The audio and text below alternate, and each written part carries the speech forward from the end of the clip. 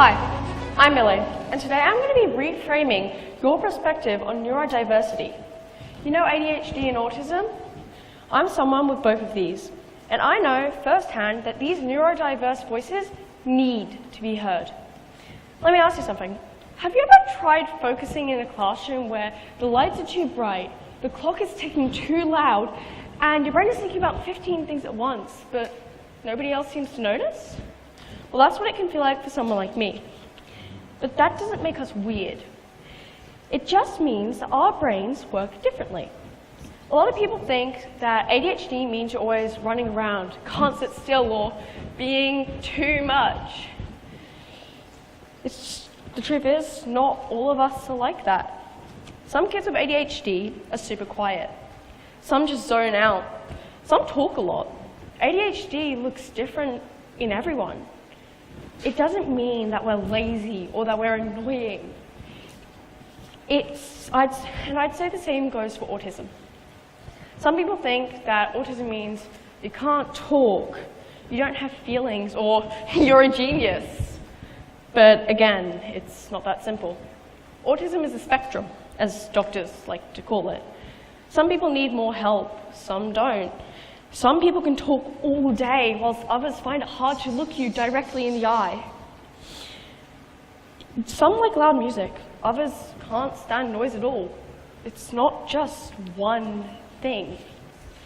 People love to label things as high functioning or low functioning, and that is a clinical reference for someone with the type of ADHD or autism.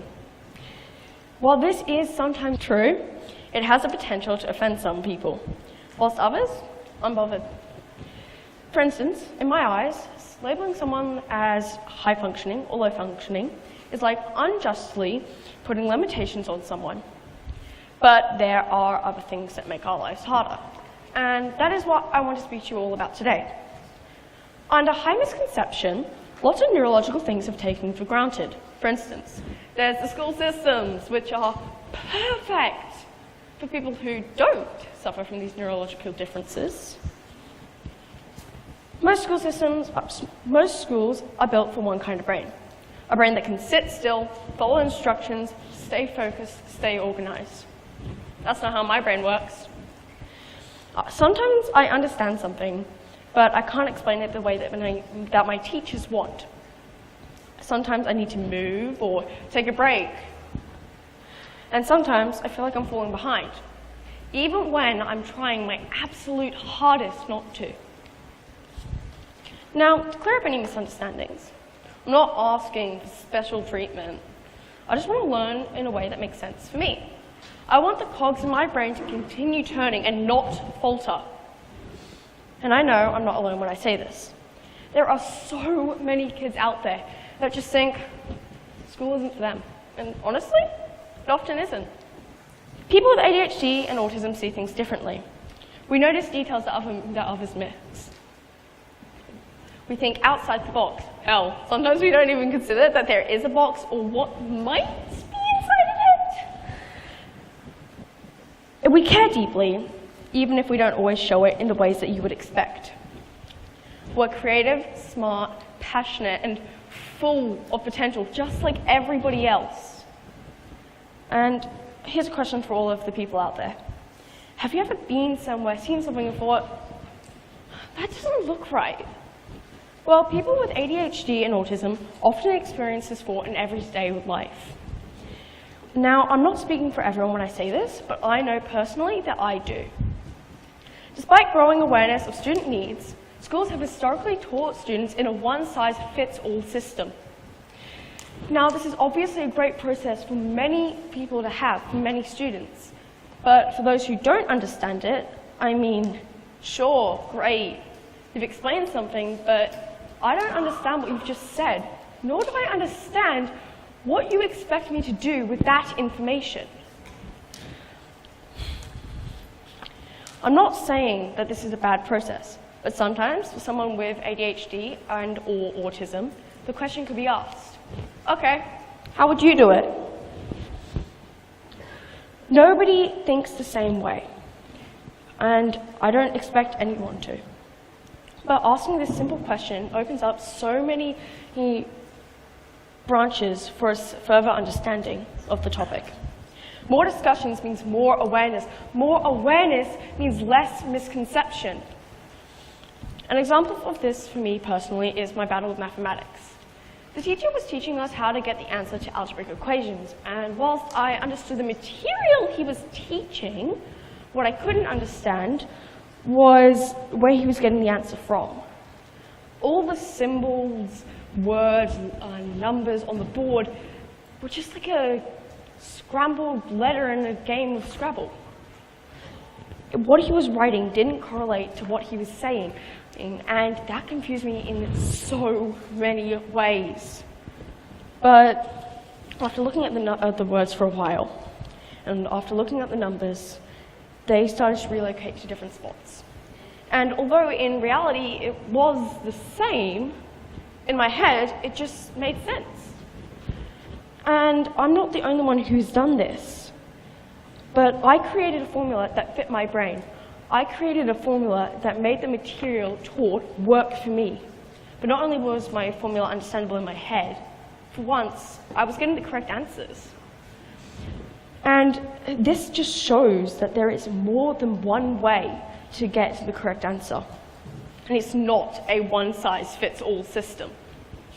Now, I would also like to talk about the different versions of autism and ADHD that are out there. Most people make the assumption that there is one form of each diagnosis. That assumption is wrong. When you think of ADHD, your brain might go straight to that one person who can't sit still, calls out a lot, and does things totally out of context, like going into a breakdance in the middle of the classroom. Or maybe they just call out stuff with no reason whatsoever, like, I like cats, when you're discussing the usefulness of shoe umbrellas. Yeah, they're pretty useful. This is because when society thinks of ADHD, we think of the hyperactive version of it. But beyond common belief, there is more than one type of ADHD. There is three. There is three types of it. I want to tell you about the main forms of ADHD: inattentive, hyperactive, and combined. Now, what is inattentive ADHD, you may ask? Inattentive ADHD is a form of ADHD where instead of having to move around or be constant or be physically active, you can tend to zone in or zone out at just random points. You could be so attentive, it's hard to look away, or your brain could be wandering off and thinking about other things, in contrast, hyperactive ADHD is when a person tends to have trouble staying focused or still for long periods of time and indulges in excessive movement, makes more impulsive decisions, talks a lot, but overall, this isn't their fault. Hyperactive ADHD is a subform of ADHD derived off the hyper side of the neurological system in a human brain. Basically, it causes us to feel the need to express ourselves with physical motion when sometimes we don't even know that we need to. And this can cause us to act impulsively in different situations. And some people have a combination of the two. Like ADHD, autism has a different, like ADHD, autism has different forms of itself, except these forms are shown as levels. There are 3 levels of autism. These levels are to show us how much help an individual may or may not need in circumstances. Level 1, formerly known as Asperger's syndrome, is what most of you might recognize as classic autism. People with level 1 autism may experience trouble understanding or following social cues.